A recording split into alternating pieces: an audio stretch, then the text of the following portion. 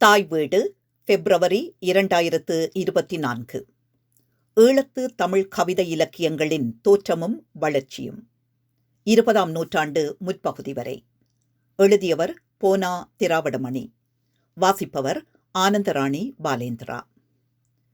பழையன கழிதலும் புதியன புகுதலும் வலுவல கால வகையினான நன்னூல் நூற்பா 462 எனும் பவணந்தியாரின் வாய்மொழிக்கேற்ப இலக்கியங்களும் காலத்திற்கேற்ப தன்னை தகவமைத்துக் கொண்டு வளர்ந்து வந்திருப்பதை காண முடியும்.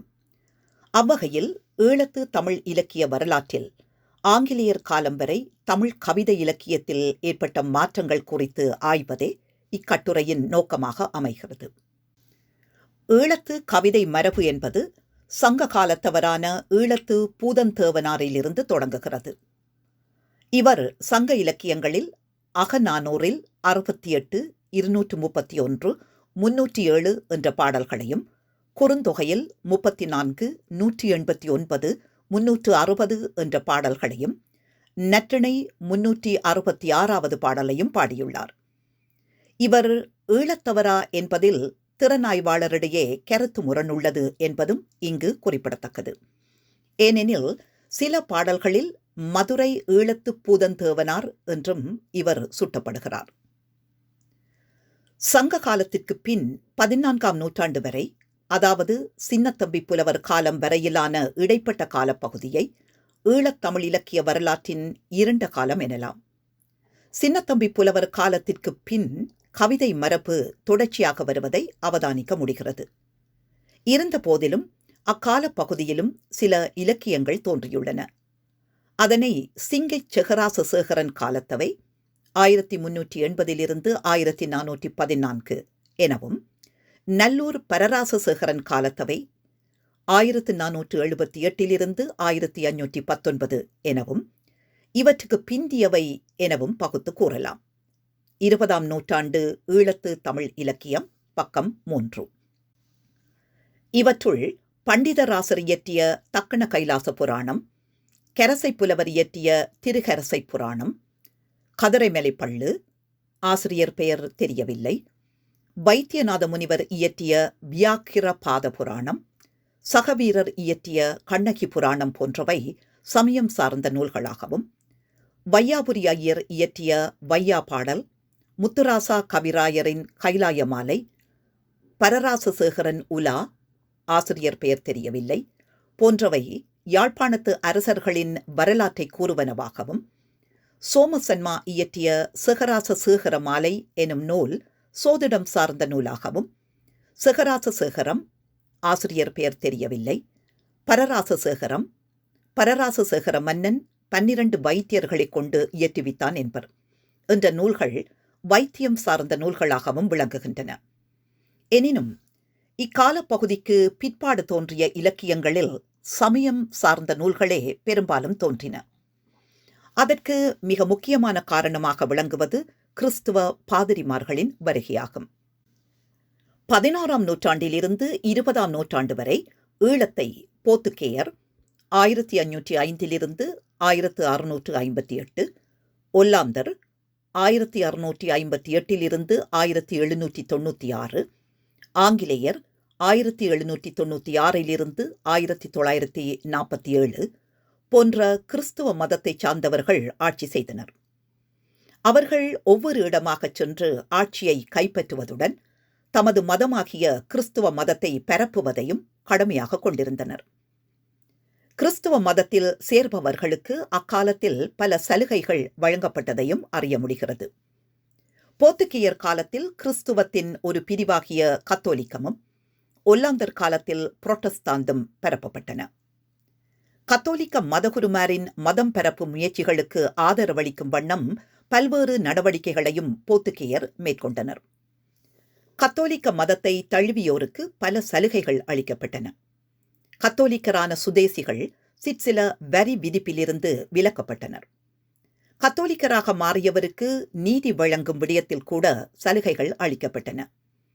இவற்றை விட சைவர்கள் பொது இடங்களில் அவர்களது கடவுளரை வணங்குவதற்கும் வழிபாடுகள் செய்வதற்கும் தடை விதிக்கப்பட்டன. இத்தகைய சூழ்நிலையில் சலுகைகளுக்கிணங்கியும் நிர்பந்தத்தினாலும் சைவர்கள் பலர் கிறிஸ்துவராயினர். அக்கால பகுதியில் ஈழத்து தமிழ் இலக்கியத்தில் சில மாற்றங்கள் ஏற்பட்டன. ஞானப்பள்ளு, ஞானானந்த புராணம், அர்ச் யாகப்பர் அம்மானை போன்ற கிறிஸ்துவ மதம் சார்ந்த நூல்கள் சில தோன்றின. இயேசு கிறிஸ்துவின் மகிமையையும் கிறிஸ்துவ மதத்தின் மேன்மையையும் எடுத்துரைக்கும் இலக்கியங்கள் அக்காலத்தில் தோன்றியதால் அங்கிருந்த சைவர்களுக்கும் தம் சமயத்தின் மேன்மையையும் தம் கடவுளரின் சிறப்பையும் எடுத்துரைக்க வேண்டிய கட்டாயம் ஏற்பட்டது. கிபி 6ஆம் நூற்றாண்டில் தமிழ் இலக்கியங்களில் ஏற்பட்ட சமய மறுமலர்ச்சி போல ஈழத்திலும் சமய மறுமலர்ச்சியும் அது சார்ந்து பல இலக்கியங்களும் தோன்றலாயின. தமிழகத்தை பொறுத்தவரை 13ஆம் நூற்றாண்டில் இருந்து 17ஆம் நூற்றாண்டு வரையிலான, குறிப்பாக நாயக்கர் ஆட்சிக்கால பகுதியை சிற்றிலக்கியங்களின் காலம் என்பர். எனினும் அதன் தொடர்ச்சியையும் செல்வாக்கையும் 20ஆம் நூற்றாண்டு வரையிலும் காண முடியும். அந்த கால பகுதியில் குறவஞ்சி, பள்ளு, தூது, உலா, அந்தாதி மாலை போன்ற இலக்கிய வகைமைகள் தோன்றின. இவற்றின் தாக்கம் ஈழத்து தமிழ் கவிதைகளிலும் பிரதிபலித்திருப்பதை அவதானிக்க முடிகிறது. இது குறித்து ஆவண்ணா சதாசிவம் குறிப்பிடுகையில், ஈழத்து புலவர்களால் பாடப்பட்ட பிரபந்தங்கள் 30க்கும் மேற்பட்ட வகையின.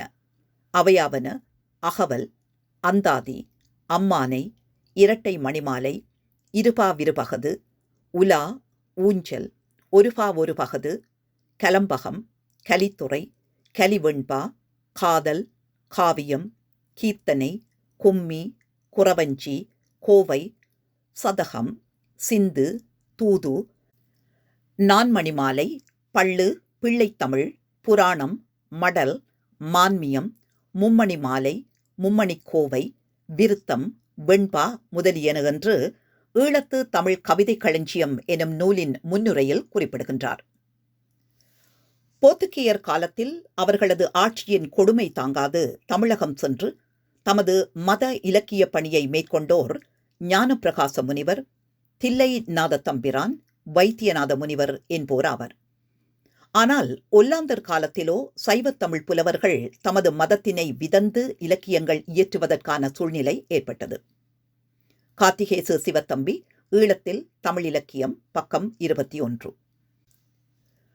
ஒல்லாந்தர் காலத்தில் திருச்செல்வராசர் காவியம் எனும் நூலை இயற்றிய பூலோக சிங்க முதலியார் ஜோசப்பு புராணம், நெல்லைக்கலி வெண்பா, கூழங்கையர் வண்ணம், சித்தி விநாயகர் திருவிரட்டை மணிமாலை போன்ற நூல்களை இயற்றிய கூழங்கை தம்பிரான், மூவிராசர் வாசகப்பா, பிள்ளைக்கவி, தசவாக்கிய விளக்கப் பதிகம், திருவாசகம், கீர்த்தன திரட்டு, பச்சாத்தாப பதிகம், இரட்சகப் பதிகம் போன்ற நூல்களை தந்த பிரான்சிசு பிள்ளை போன்றோர் கிறிஸ்துவத்தில் கத்தோலிக்க மதம் சார்ந்த இலக்கியங்களை படைத்துள்ளனர். சிவராத்திரி புராணம், ஏகாதசி புராணம், அமுதாகரம், கிள்ளை விடுதூது, பிள்ளையார் கதை போன்ற நூல்களை தந்த வரத பண்டிதர், மறைசை அந்தாதி, கல்வளை அந்தாதி, கரவை வேலன் கோவை, பராளை விநாயகர் பள்ளு முதலிய நூல்களை படைத்த சின்னத்தம்பி புலவர், செய்ய நூல், புலியூரிய மகவந்தாதி, ஞானாலங்கார ரூப நாடகம், காசி யாத்திரை விளக்கம் போன்ற இலக்கியங்களை படைத்த மாதகல் மயில்வாகன புலவர் போன்றோர் அக்கால பகுதியில் வாழ்ந்த தமிழ் புலவர்களுள் தலை சிறந்தவர்களாக கருதப்படுகின்றனர். போர்த்துகேயர் காலத்தில் சைவர்களுக்கு இருந்த தடை ஒல்லாந்தர் காலத்தில் நீக்கப்பட்டது. ஈழத்தில் ஆரிய மன்னர்கள் கட்டியெழுப்பிய கோயில்களைப் போல ஒல்லாந்தர் காலத்தில் கிறிஸ்து கோயில்கள் கட்டப்பட்டு நித்திய பூசைகளும் விரதங்களும் கடைபிடிக்கப்பட்டன. தமிழகத்தைப் போல ஈழத்தில் மடங்கள் தோன்றி சமய வளர்ச்சிக்கான வேலைகளை செய்யவில்லை. மடங்களின் பணிகளை கோயில்கள் செய்தன. அந்நிலையில் வரத பண்டிதர் இயற்றிய சிவராத்திரி புராணம், பிள்ளையார் கதை போன்ற சைவ சமயம் சார்ந்த இலக்கியங்கள் முக்கியத்துவம் வாய்ந்தவையாக விளங்கின. 19ஆம் நூற்றாண்டில் கிறிஸ்துவ மிஷனரிமாரின் மதமாற்ற முயற்சிகள் மிக தீவிரமாக நடந்தன. கத்தோலிக்க புரொட்டஸ்தாந்து மிஷனரிமாருடன் கூட அமெரிக்க வெஸ்லியன் மிஷனரிமாரும் ஆங்கிலேயரது ஆட்சி காலத்தில் மத பிரச்சார பணியில் ஈடுபட்டனர். கிறிஸ்துவ மதம், ஆங்கில கல்வி, உயர் பதவி வாய்ப்பு ஆகியன ஒன்றுடன் ஒன்று இணைந்திருந்தன. பல்வேறு சலுகைகளை கருதி கிறிஸ்துவரானோர் பாரம்பரிய வாழ்க்கை முறைக்கு அந்நியப்படும் நிலைமையும் ஏற்பட்டது. முத்துக்குமாரா கவிராசரின் பாடல் ஒன்று இந்நிலையை நன்கு பிரதிபலிக்கிறது. நல்வழி காட்டுவோம், உடுபுடவை சம்பளம் நாளும் நாளும் தருவோம், நான் சொல்வதைக் கேளும் என மிரட்டிச் சேர்த்து ஞானமுஞ் செய்துவிட்டார். மெல்ல மெல்ல பின்னை வேலை இங்கில்லை, நீர் வீட்டினிடை போமென்கிறார். வேண்டியொரு கன்னியை கைக்கொண்டு கருவாக்கி விட்டபின் கணவன் வேலையில்லை, நீ போவென்று தள்ளுவது போலுமே. இனி எமை எம் உறவினோர் எட்டியும் பாரார்கள், கிட்டவும் வாரார்கள். ஏர் பூட்டி உளவும் அறியோம். அல்லலாம் இம்மைக்கும் மறுமைக்கும் ஆளாகி மிக அழிந்தோம். ஆ பராபரனே, கிறிஸ்தவர்கள் எங்களை அடுத்து கெடுத்தார்களே. சீனா மௌனகுரு, மவுன்னா சித்திரலேகா, எம்.ஏ. நொஹ்மான், 20ஆம் நூற்றாண்டு ஈழத்து தமிழிலக்கியம், பக்கம் 8-9 என்று பாடியுள்ளார்.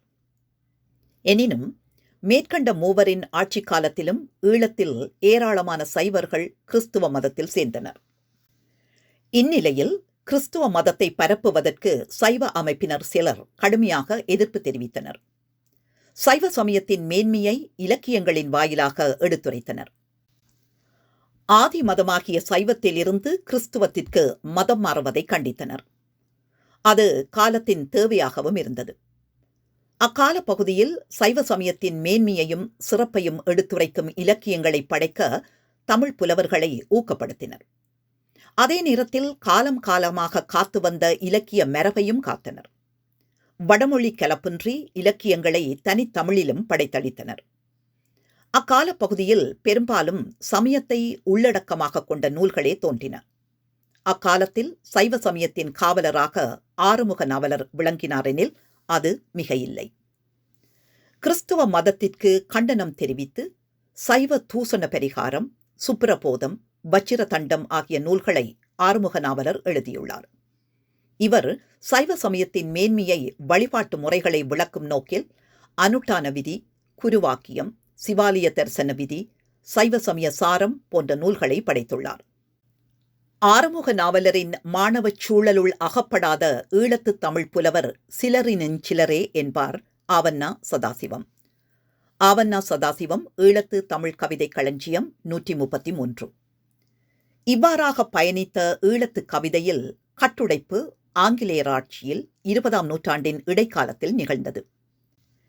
அக்கால பகுதியில் தோன்றிய புலவர்களுள் குறிப்பிடத்தக்கோர் சொல்லலங்காரத்தில் கவிதை புனைந்த கானா மயில்வாகன புலவர், சிலேடை பாடுவதில் சிறந்த முருகேச பண்டிதர், எண்ணற்ற பல நூல்களை படைத்த உடுப்பிட்டி சிவசம்பு புலவர், சுன்னாகம் குமாரசாமி புலவர், வயாவிளான் ஆசுகவி வேலு பிள்ளை போன்றோர் ஆவர். இவர்கள் மரபார்ந்த படைப்புகளை தந்தனர். இக்கால பகுதியில் சிற்றிலக்கிய வகைமையே பெரும்பாலும் வெளிவந்த போதிலும் சிலர் நாடகங்களையும் இயற்றியுள்ளனர். எருமை நாடகம், நொண்டி நாடகம், எம்பரதோர் நாடகம் என்ற நாடகங்களை கீத்தாம்பிள்ளையும், இராம நாடகம், தருமபுத்திர நாடகம் என்ற நாடகங்களை சுவாமிநாதரும், சந்திரகாச நாடகம், கண்டி நாடகம், ஏரோது நாடகம், சம்நீக்கிலார் நாடகம் போன்ற நாடகங்களை கந்தப்பிள்ளையும் இயற்றியுள்ளனர். இவை யாவுமே பாவடிவம்.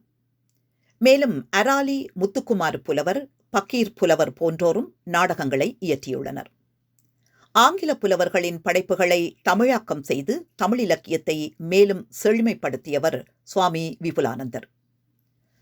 அக்கால பகுதியில் புதிய சிந்தனைகளையும் புதிய கவிதை போக்கையும் உடைய பல கவிஞர்கள் தோன்றினர்.